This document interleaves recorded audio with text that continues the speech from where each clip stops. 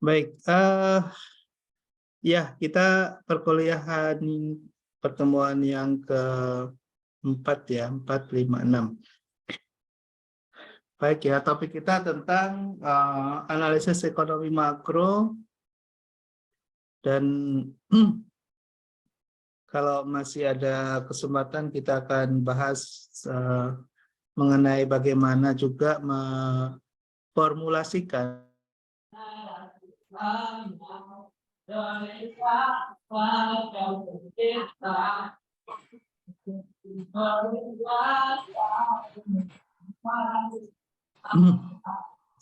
ya mohon maaf ya, ini barusan keputus.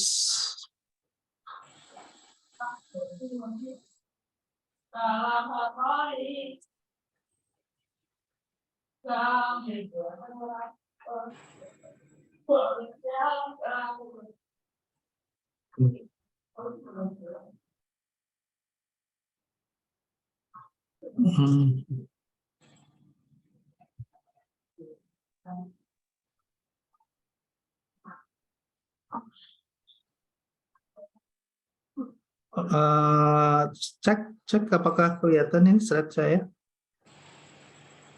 Kelihatan, Pak. Kelihatan, Pak. Kelihatan, Pak.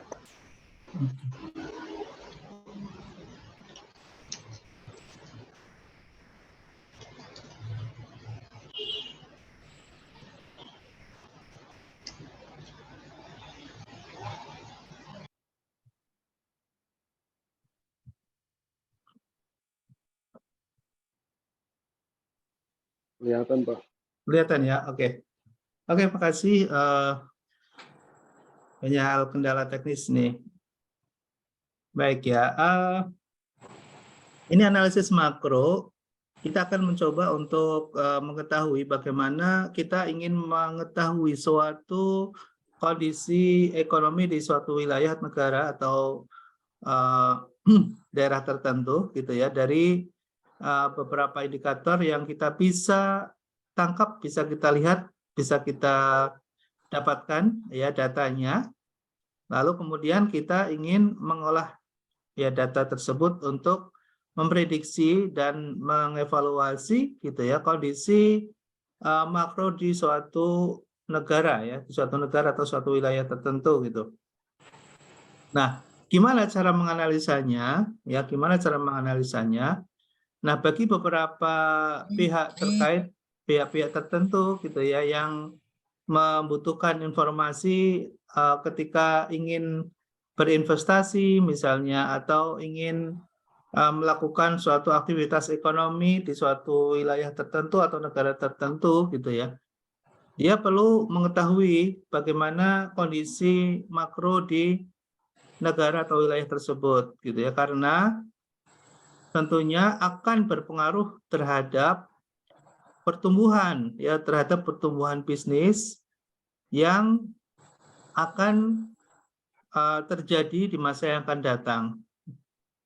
Nah, seorang yang analis dia akan melakukan beberapa tahapan proses yang harus dilalui sehingga dia bisa menyimpulkan nanti apakah kondisi makro di suatu negara atau suatu wilayah tersebut secara makro dalam kondisi yang baik gitu ya, yang kondusif untuk suatu investasi atau kegiatan ekonomi tertentu. Nah, kita akan melihat dari sisi yang paling besar. Makanya sering kalau dalam bahasa saya itu menggunakan analisis piramida terbalik ya, piramida terbalik. Jadi piramida terbalik, kalau piramida biasanya yang kecil di atas, yang bawah besar gitu. Nah, ini kebalikannya, dia membahas dari yang paling atas dulu, yaitu dari sisi makro global ekonomi. Karena dengan kondisi yang saat ini terjadi, secara global itu kondisi di suatu wilayah atau negara tertentu, terutama negara-negara yang memiliki akses luas, yang menjadi tujuan ekspor, atau mungkin dia juga yang akan menentukan keseimbangan ekonomi dunia ya. Sebagai contoh misalnya kita sebut saja Amerika misalnya, atau sekarang ada Tiongkok misalnya atau Eropa misalnya. Nah, itu negara-negara yang ketika ada suatu kondisi tertentu di wilayah tersebut terganggu, tidak stabil, akan berpengaruh gitu ya terhadap negara-negara lain, terutama negara berkembang. Yang mana secara ekonomi negara-negara berkembang sangat tergantung ya terhadap negara-negara besar gitu. Karena negara-negara tersebut biasanya menjadi pemasok-pemasok utama dalam sektor-sektor strategis ya, sebagai contoh misalnya pemasok untuk bahan pokok ya, bahan pokok seperti gandum misalnya, kemudian daging misalnya, yang menjadi indikator inflasi bagi suatu negara tertentu. Nah, kalau sudah dilakukan analisis secara global, baru kemudian menganalisis ke faktor-faktor yang lebih sempit ya, misalnya di wilayah negara tertentu ya, disebut dengan local economy ya, atau regional economy. Nah, kalau kita sudah masuki di wilayah lokal atau ekonomi di wilayah negara tertentu, baru kemudian kita analisis sektoral, masuk ke sektor tertentu yang kita ingin masuki. Ya, misalnya sektor jasa misalnya, atau sektor industri, atau sektor pertanian misalnya. Nah, lalu kemudian apakah sudah cukup? Ternyata belum juga ya, harus masuk ke sektor di mana industri akan dijalankan ya. Kalau misalnya di sektor industri, industri apa? Industri pengolahan, nah, misalnya, atau industri pertanian, atau masuk ke industri transportasi misalnya ya. Jadi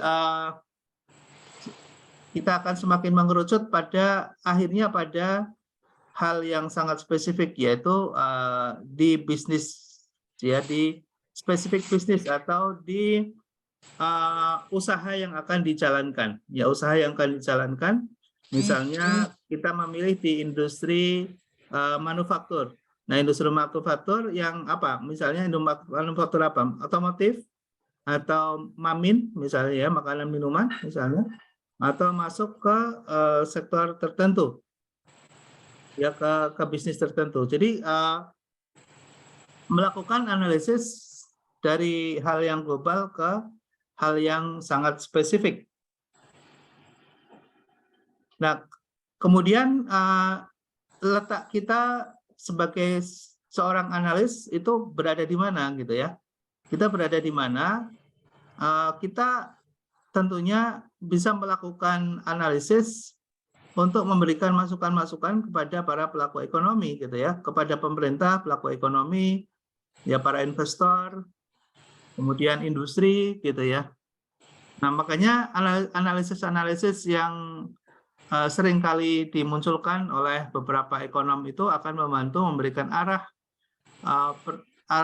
tren atau kecenderungan pada suatu wilayah tertentu terhadap industri yang akan berkembang atau sebaliknya akan mengalami decline gitu. Oke ya. Nah,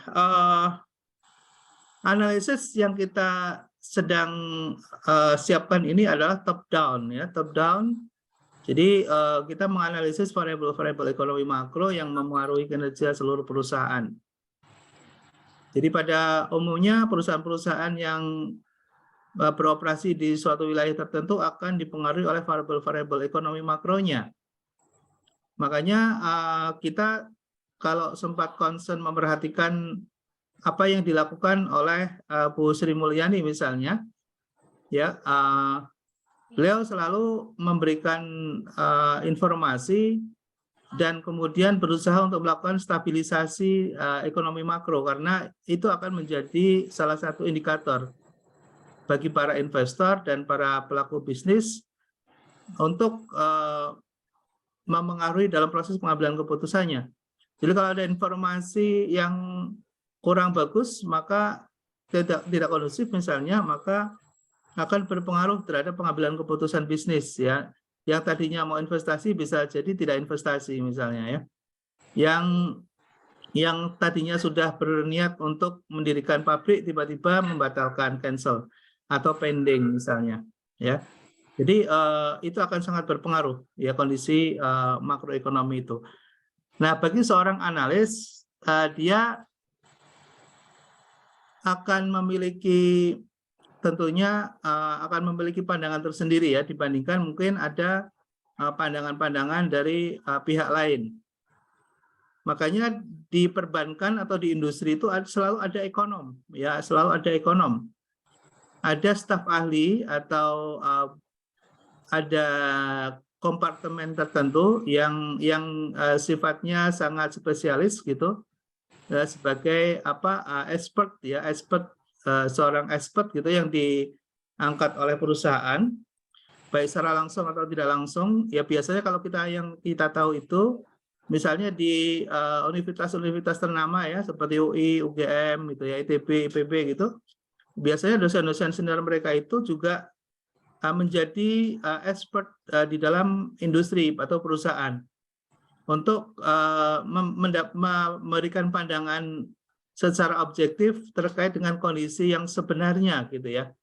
Karena kalau kita misalnya mengandalkan dari jubir pemerintah misalnya, itu terkadang tidak objektif ya, sangat bersifat politis. Jadi kalau misalnya pemerintah gitu memberikan suatu tren pandangan terkait dengan kondisi ekonomi itu tidak bisa kita pegang ya. Itu sifatnya politis ya, sifatnya politis. Nah, bagaimana agar perusahaan mendapatkan informasi yang sebenarnya? Lalu mereka minta biasanya kepada para akademisi di kampus-kampus gitu ya yang bisa diakui kepakarannya untuk memberikan masukan, menganalisis dari data-data yang ada, bagaimana kondisi yang sebenarnya dari kondisi makro kita, sehingga perusahaan bisa mengambil keputusan yang sebenarnya gitu ya, sesuai dengan faktanya gitu. Nah, inilah sebetulnya ada tantangannya, tantangan baru bagi para ekonom-ekonom gitu ya untuk berkontribusi memberikan masukan, memberikan arah bagi perkembangan industri ya. Nah, di semacam master ya, program Master of Management ya, seperti yang sekarang sedang dijalankan ya oleh rekan-rekan mahasiswa MM gitu. Ya sebetulnya diharapkan mampu secara mandiri gitu ya melakukan analisis ya berbasis pada data dan fakta secara benar ya, untuk kemudian bisa digunakan secara mandiri untuk kebutuhan dari bisnis yang sedang dijalankan, atau bisa menjadi masukan atau expert bagi suatu industri tertentu yang membutuhkan. Nah, disitulah keberadaan dari analis makro ini, analis ekonom ini yang akan membantu dunia industri dalam berkompetisi dan menjalankan bisnisnya ke depan. Oke, nah lalu kemudian apa yang membedakan gitu ya antara analisis ekonomi dan analisis industri serta analisis perusahaan? Karena ada tiga tingkatan tadi kan, ada 3 tingkatan. Jadi kita bisa menjadi analis ekonomi di di suatu wilayah region tertentu yang sifatnya makro. Tujuannya untuk apa? Tujuannya untuk mengambil keputusan, ya, keputusan yang memiliki skala nasional, yang memiliki skala nasional. Oke, cek suara saya masih bisa terdengar dengan baik. Cek sound. Masih, Pak. Iya, Pak. Oke, saya mohon bantu ini di tempat saya agak sedikit gemuruh ini suara dari ini. Bahasa. Pemakai ini. Masih, Pak. Dari siapa ya? Suara